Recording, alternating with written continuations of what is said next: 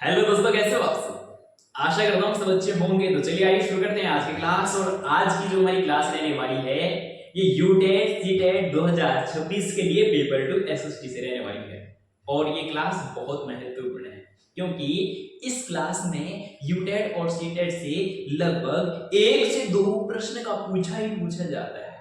तो इस क्लास में हम जानने वाले हैं कि इससे पहले वाले जो सीटेट और यूटेट के प्रीवियस ईयर क्वेश्चन पेपर है उनमें यहां से किस प्रकार से प्रश्न पूछे गए हैं। ठीक है, तो क्लास की शुरुआत करने से पहले साथियों हमारे सारथी कोचिंग सेंटर का एप्लीकेशन यानी ऐप आ गया है और जल्दी ही हम अब 20 मई 2026 से सारी की सारी जो ये क्लासें हैं ये अपने एप्लीकेशन यानी ऐप पर लेने वाले हैं। तो उसके लिए आप क्या करें, हमारे सारथी कोचिंग सेंटर का जो ऐप है उसे प्ले स्टोर से डाउनलोड कर लें और आगे वाली जितनी भी हमारी क्लासें हैं थ्योरी की वो सारी के सारी हमारे एप्लीकेशन यानी ऐप में मिलने वाली है। हम पेपर टू एसएसटी के लिए अभी तक हमने पेपर टू एसएसटी के लिए 4 डेमो क्लास ले ली है। अगर आपको वो क्लास अच्छी लगती है तो आप हमारे एप्लीकेशन यानी ऐप में जाकर हमारा यूटेट और सीटेट का बैच ले सकते हैं और उसमें आपके लिए एक तोहफा है। अगर आप हमारा सीटेट का बैच लेते हैं तो यूटेट का बैच आपको उसके साथ फ्री में मिल जाएगा। अगर हम बात करें कि जो यूटेट और सीटेट है उसका जो सिलेबस है वो 80 से 85% सेम है और जो 15% सिलेबस है वो आपको उसी बैच के साथ मिल जाएगा अगर आप हमारा सीटेट का बैच या यूटेट का बैच लेते हैं। तो ये जो हमारी आगे आने वाली सीरीज है इसमें आप यूटेट और सीटेट की दोनों की एक साथ क्या कर सकते हैं, तैयारी कर सकते हैं। तो चलिए शुरू करते हैं साथियों क्लास को। और इस क्लास का जो हमारा टॉपिक है वो है ग्लोब। हम समझने वाले हैं कि ग्लोब पर अक्षांश और देशांतर रेखाओं से किस प्रकार से प्रश्न पूछे जाते हैं। तो सबसे पहले हम जानने वाले हैं कि ग्लोब किसे कहते हैं या ग्लोब और मानचित्र में क्या अंतर होते हैं। तो सबसे पहले अगर हम बात करें कि ग्लोब और मानचित्र में क्या अंतर होते हैं, ग्लोब पर हम महाद्वीपों, महासागरों और देशों को उनके सही आकार में दर्शा सकते हैं। ग्लोब क्या है, जो पृथ्वी है, पृथ्वी का लघु रूप में एक क्या वास्तविक प्रतिरूप है। और अगर हम बात करते हैं मैप की तो मैप क्या होता है, फ्लैट होता है इस प्रकार से। उसमें हम ना तो महासागरों और ना महाद्वीपों और ना देशों को उनके सही आकार में नहीं दर्शा सकते हैं। और इसी प्रकार से अगर हम बात करें मानचित्र, मानचित्र पर हम किसी देश के राज्य या जिले के बारे में हम क्या कर सकते हैं, हमें अधिक जानकारी मिल जाती है। और अगर हम बात करें ग्लोब पर तो ग्लोब पर हमें किसी देश के राज्य और राज्य के अंदर जिलों की जानकारी नहीं मिलती है। तो इनमें अंतर क्या है, अगर हम बात करें कि ग्लोब, यहां से सीटेट में प्रश्न पूछा गया है कि ग्लोब और मानचित्र में क्या अंतर है। तो ग्लोब पर हम क्या कर सकते हैं, महाद्वीपों, महासागरों को उनके सही आकार में दर्शा सकते हैं। और अगर हम बात करें मानचित्र की तो मानचित्र में हम क्या कर सकते हैं, किसी विशेष स्थान की हमें इसमें क्या मिल जाती है, डिटेल में और ज्यादा जानकारी मिल जाती है। ठीक है, तो चलिए बढ़ते हैं आगे की ओर और अब हम समझने वाले हैं कि यहां से किस किस प्रकार से प्रश्न पूछे जा सकते हैं। चलिए बढ़ते हैं आगे की।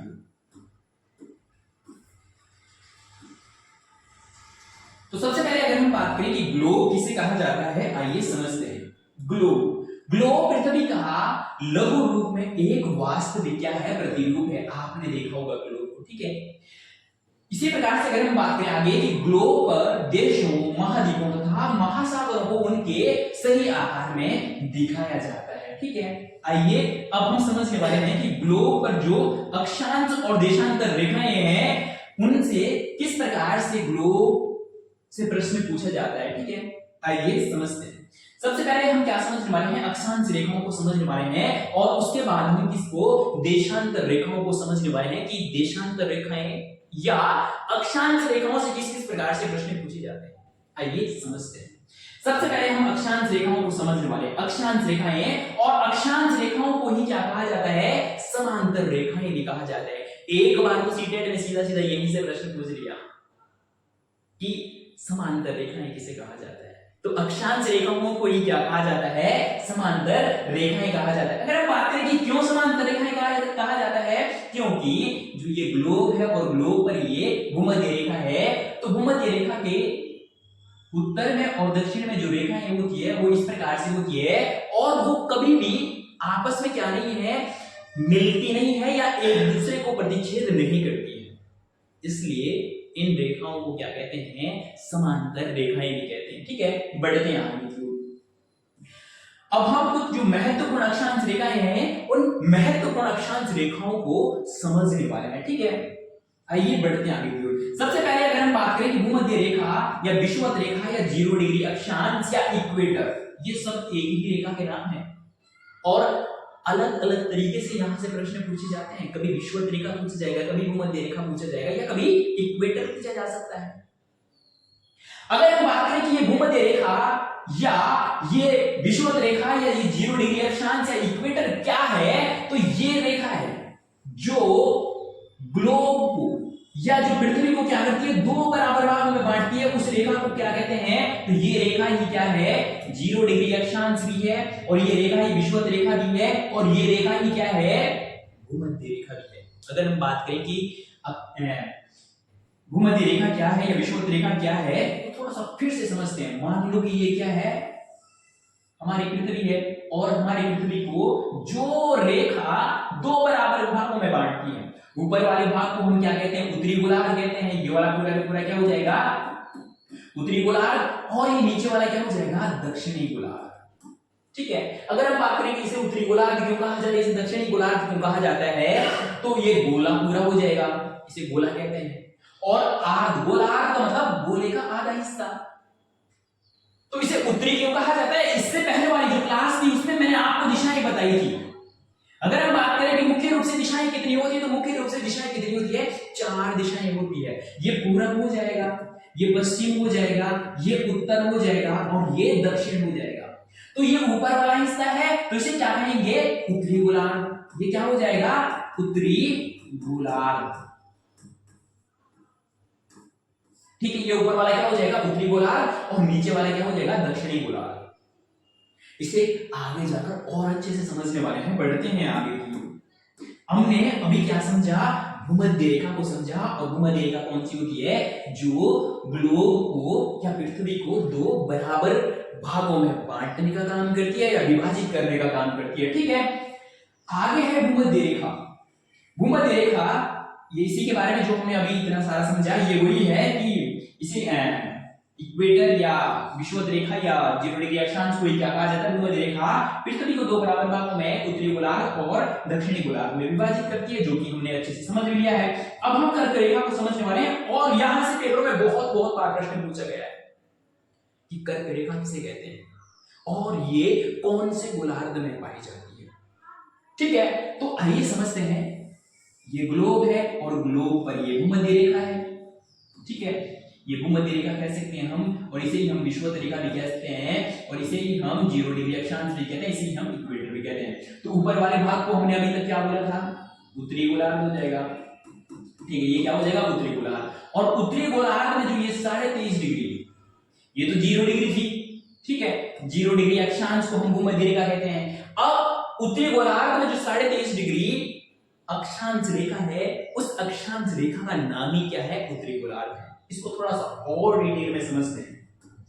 हम प्रत्येक क्लास को इस प्रकार से करने वाले हैं कि अगर आपका मेन जो सब्जेक्ट होता है ग्रेजुएशन में, किसी का संस्कृत होता है, किसी का हिंदी होता है, किसी का इंग्लिश होता है, और अगर वो यूटेट या सीटेट के लिए एसएसटी से क्या कर रहे हैं, तैयारी कर रहे हैं, तो उनके लिए ये चीजें थोड़ी टफ पड़ जाती है। तो उनके हिसाब से हम ये क्लास कर रहे हैं, 0 से शुरुआत करेंगे। ठीक है, सबसे पहले हम क्या करेंगे, ग्लोब, और ग्लोब पर ये कौन सी रेखा है, भूमध्य रेखा है, ठीक है। और भूमध्य रेखा का मान कितना है, 0 डिग्री अक्षांश से। इस प्रकार से हम 0 के बाद 1 2 3 4 5 6 7 8 इस प्रकार से आगे बढ़ते बढ़ते जो ये वाली रेखा बोली हमने कौन से, 23.5 डिग्री उत्तरी गोलार्ध में, इस रेखा का नाम ही क्या है, कर्क रेखा है, ठीक है।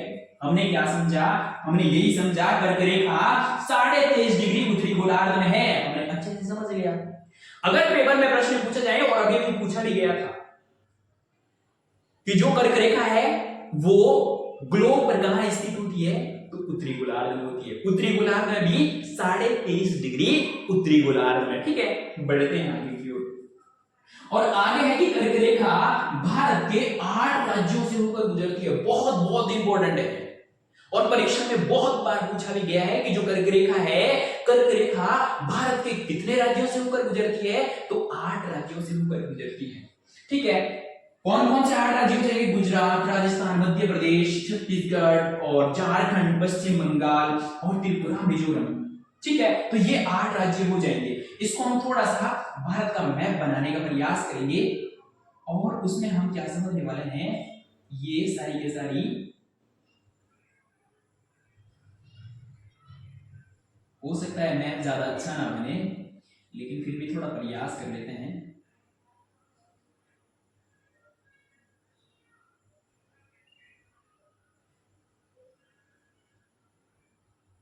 ठीक है, ये भारत का नक्शा हो गया। और सबसे पहले ये कौन सा राज्य है, गुजरात, गुजरात से भी होकर गुजरती है, और हल्की सी राजस्थान, राजस्थान के बाद मध्य प्रदेश, और मध्य प्रदेश के बाद छत्तीसगढ़, छत्तीसगढ़ के बाद झारखंड, और झारखंड के बाद पश्चिम बंगाल, और पश्चिम बंगाल के बाद त्रिपुरा, त्रिपुरा के बाद मिजोरम। तो ये 8 राज्य हो जाएंगे। ये इसी प्रकार से हमने समझा था कि गुजरात, राजस्थान, मध्य प्रदेश, छत्तीसगढ़, झारखंड और पश्चिम बंगाल ये वाला हो जाएगा, और त्रिपुरा ये वाला हो जाएगा, और मिजोरम ये वाला हो जाएगा। तो 8 राज्य हैं। इनको हम जब अगले क्लास में हम भारत का मैप कहीं पर भी समझाएंगे, तो वहां पर इसे और अच्छे से समझा देंगे, ठीक है। चलिए बढ़ते हैं आगे की ओर। अब हम मकर रेखा को समझने वाले हैं।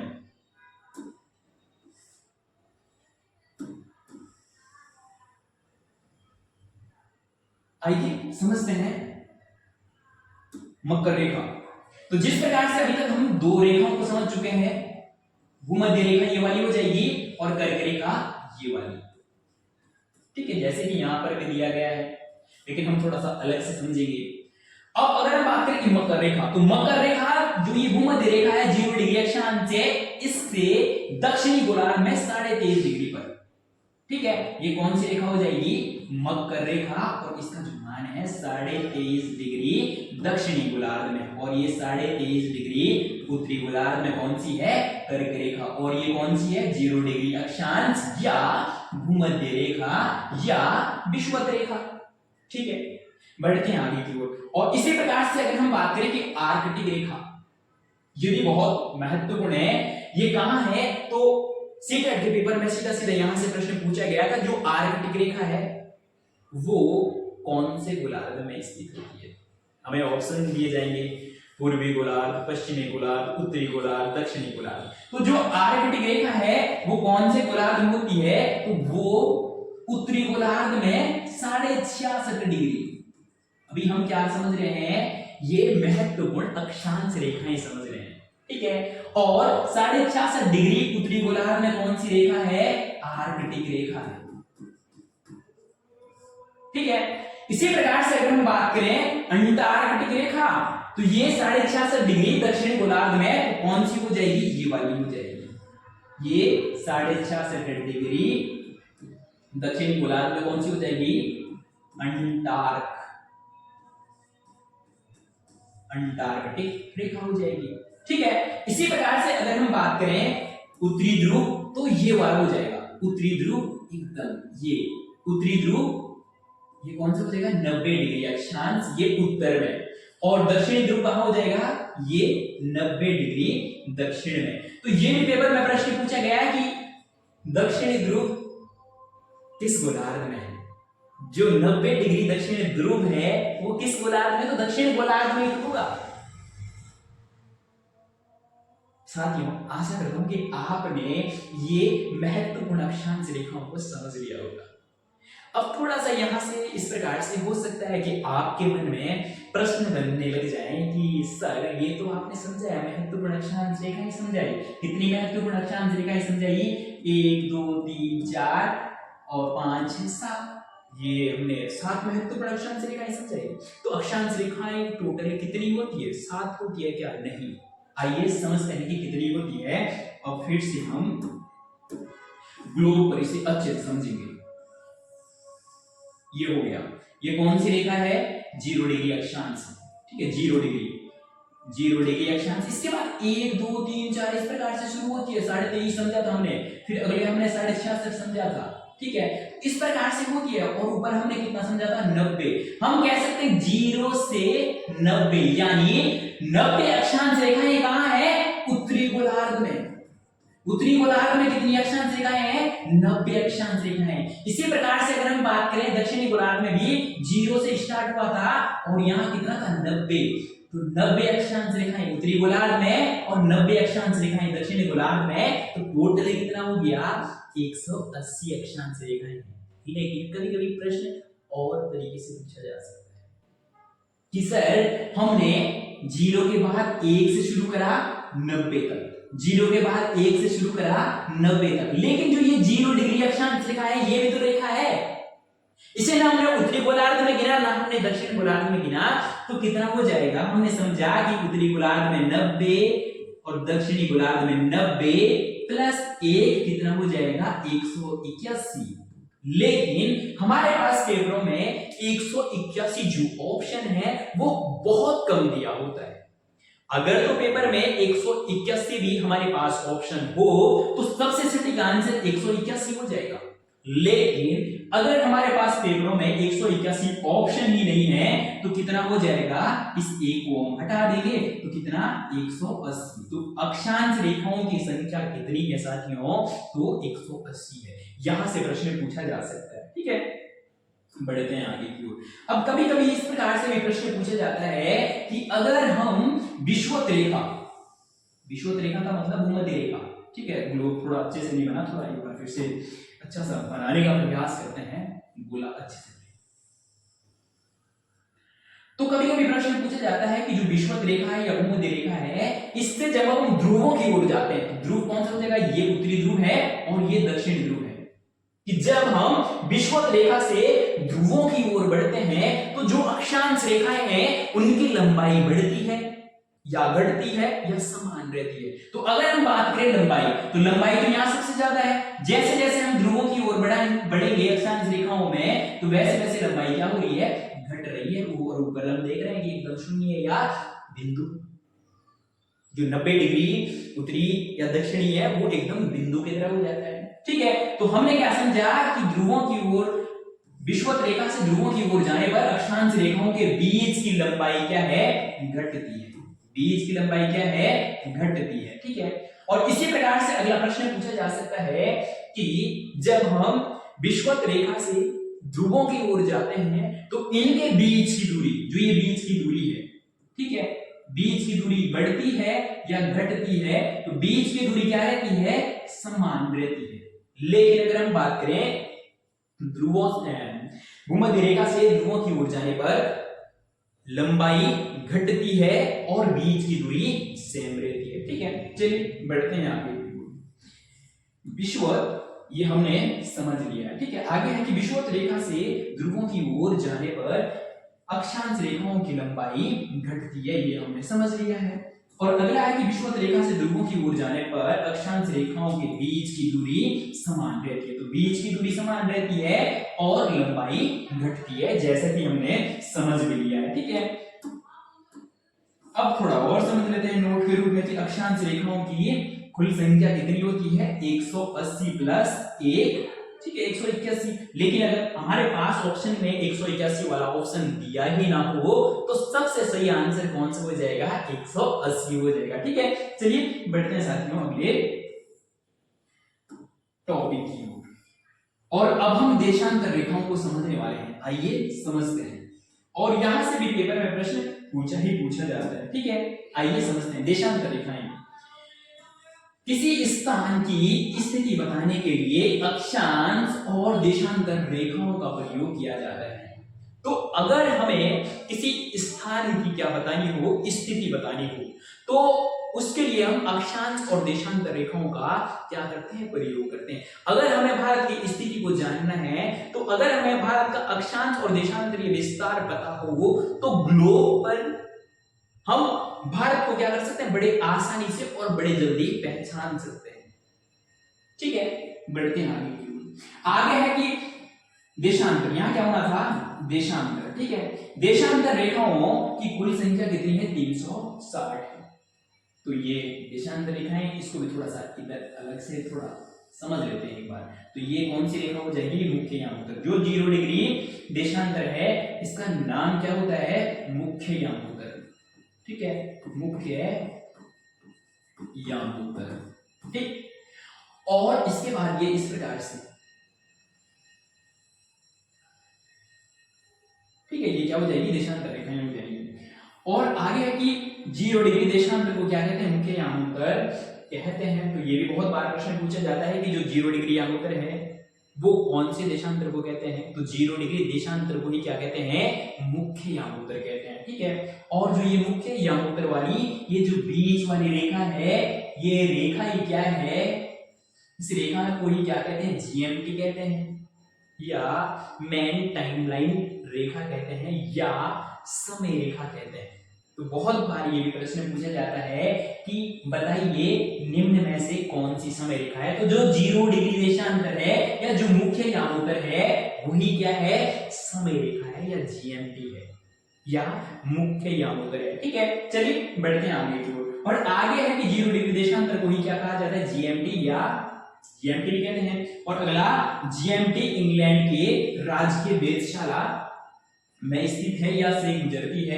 हम कह सकते हैं कि जो इंग्लैंड है, इंग्लैंड का जो वेधशाला है वो लगभग यहाँ पर है, और वहां से ये रेखा गुजरती है। तो बहुत बार ये भी प्रश्न पूछा गया है कि जो जीएमटी है वो कहां से होकर गुजरती है, तो इंग्लैंड के वेधशाला से होकर गुजरती है। ठीक है, चलिए बढ़ते हैं आगे की ओर। थोड़ा सा हम क्लास में स्पीड बढ़ाएंगे क्योंकि ये क्लास लंबी हो जाती है। ठीक है, और आपका ज्यादा समय लग जाता होगा।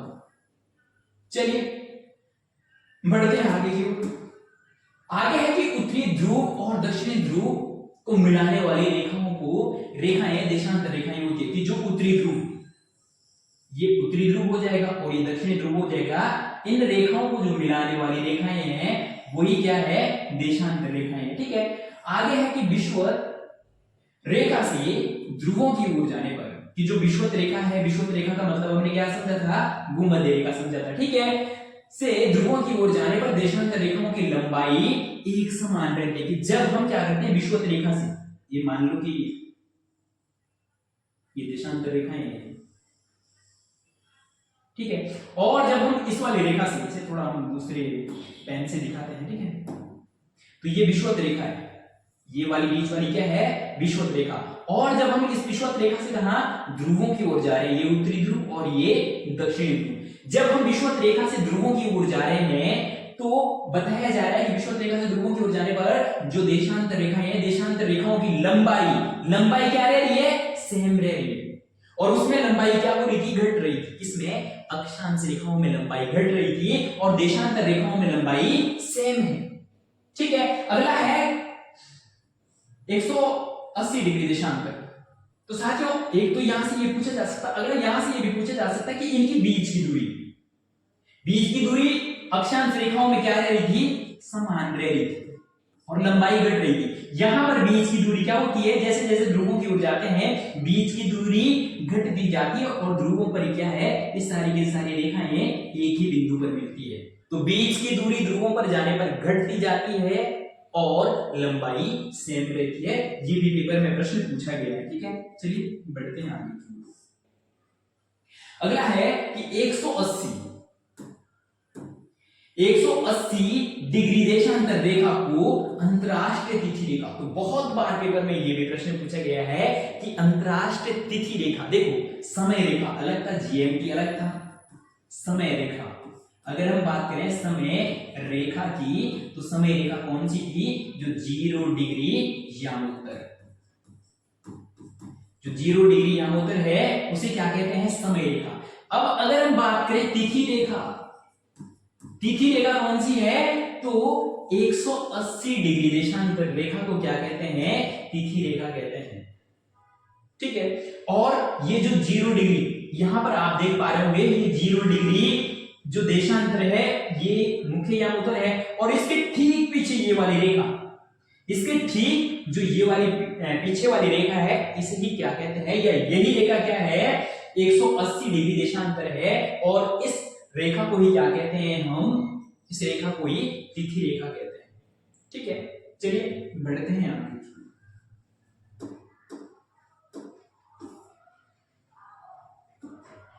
अब हम ग्रिड जाल को समझने वाले हैं। साथियों यहां से भी पेपर में बहुत बार प्रश्न पूछा गया है कि ग्रिड जाल किसे कहा जाता है, आइए समझते हैं। ग्रिड जाल, तो जिस प्रकार से अगर हम बात करें, ये अक्षांश रेखाएं हैं, यहां पर हम अक्षांश रेखाएं दिखाएंगे, और यहां पर हम देशांतर रेखाएं, ठीक है। तो जो दो अक्षांश रेखाएं, ये अक्षांश है, ठीक है, अक्षांश, और ये देशांतर, दो अक्षांश रेखाओं के बीच का जो ये क्षेत्र है, दो अक्षांश रेखाओं के बीच का जो ये क्षेत्र है, इस क्षेत्र को क्या कहते हैं, इस क्षेत्र को कटिबंधीय जोन कहते हैं। इस क्षेत्र को क्या कहते हैं, कटिबंधीय जोन कहते हैं,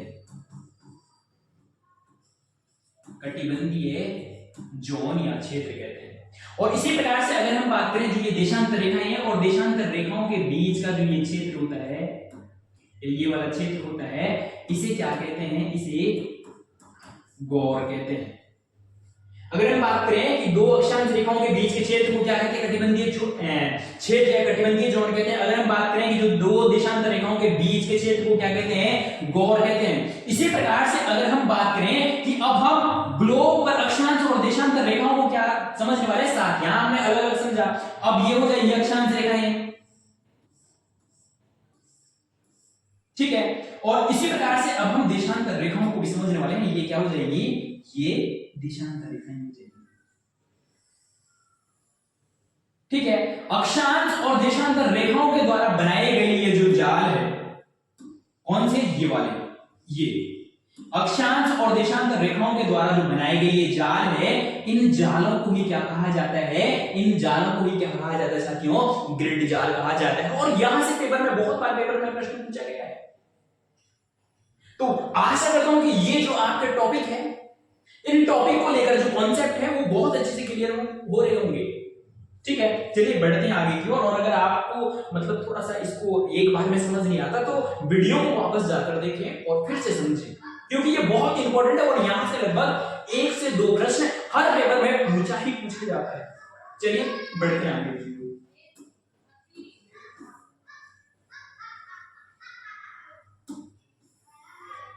अब हम देशांतर और समय को समझने वाले हैं, ठीक है। यहां से भी पेपर में एक प्रश्न पूछा जाता है, ठीक है, देशांतर और समय। पृथ्वी 24 घंटे में अपने अक्ष पर कितना 360 डिग्री घूमती है। जो पृथ्वी है, पृथ्वी 24 घंटे में अपने अक्ष पर कितना 360 डिग्री घूमती है। 360 का मतलब क्या हो जाएगा कि एक चक्कर पूरा करती है। इसको थोड़ा सा हम क्या समझने वाले हैं, एक उदाहरण के माध्यम से समझने वाले हैं। मान लो ये पृथ्वी है और 360 का मतलब क्या है, जब एक चक्कर पूरा हो जाता है 360 वही हो जाएगा। जैसे ये पृथ्वी है और पृथ्वी जहां से घूमना प्रारंभ करे, अपने अक्ष का मतलब जहां पर टिकी हुई है पृथ्वी, और वहीं से क्या है, इस प्रकार से घूमना प्रारंभ करती है, तो ये क्या हो जाएगा, एक चक्कर। तो ये पृथ्वी कितना घूम गई, 360 डिग्री घूम गई। इसका मतलब क्या, पूरा एक राउंड मार लिया, ठीक है। ये कितने में, 24 घंटे में। पृथ्वी अपने अक्ष पर एक चक्कर पूरा करने में या एक चक्कर पूरा लगाने में कितना डिग्री, हम कह सकते हैं कि 24 घंटे में पृथ्वी क्या करती है, अपने अक्ष पर 360 डिग्री घूमती है, यानी एक चक्कर पूरा करती है, ठीक है। और इसी प्रकार से अगर हम बात करें 12 घंटे में कितना घूमेगी, 180 डिग्री, और 6 घंटे में कितना घूमेगी 90 डिग्री, 1 घंटे में कितना 15 डिग्री देशांतर। ये भी प्रश्न पूछा गया है कि जो पृथ्वी है, पृथ्वी 1 घंटे में कितना डिग्री देशांतर घूमती है, तो 15 डिग्री देशांतर घूमती है। और इसी प्रकार से आगे पूछा जा सकता है कि 4 मिनट में पृथ्वी कितना डिग्री देशांतर घूमती है, तो 4 मिनट में कितना 1 डिग्री देशांतर घूमती है। ठीक है, चलिए बढ़ते हैं आगे। और इससे हम आगे प्रश्न को समझने वाले हैं कि यहाँ से कैसे प्रश्न पूछा जाता है कि अगर भारत में कितने अगर इंग्लैंड में दोपहर के कितने बज रहे होंगे, 12 बज रहे होंगे, तो उस समय भारत का समय कितना हो रहा होगा। तो भारत का जो समय है वो जीएमटी से कितना आगे है, 5.5 घंटे आगे है। ठीक है, तो इसको हम और आगे अच्छे से समझने वाले हैं जैसे जैसे हम क्या करेंगे, प्रश्न करेंगे। तो चलिए बढ़ते हैं आगे।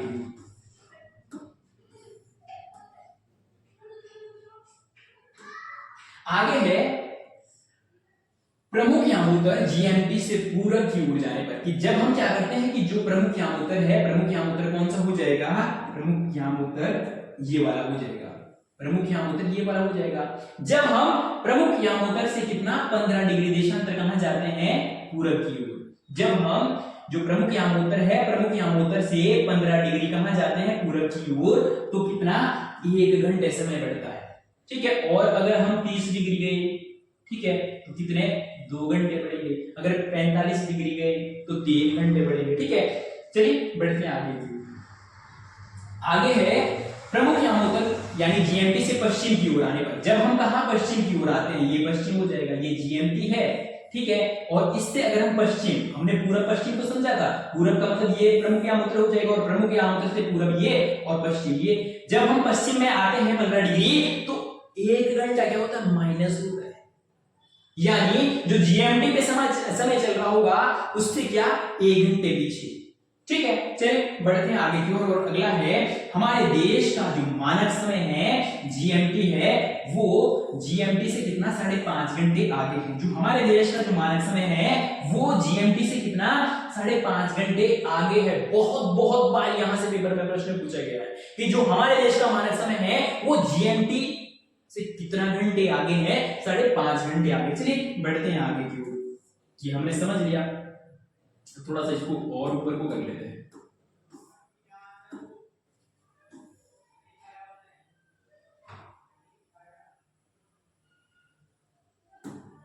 आगे है प्रमुख यामोत्तर यानी जीएमटी से पश्चिम की ओर जाने पर, ये हमने समझ लिया है कि 1 घंटा माइनस होगा।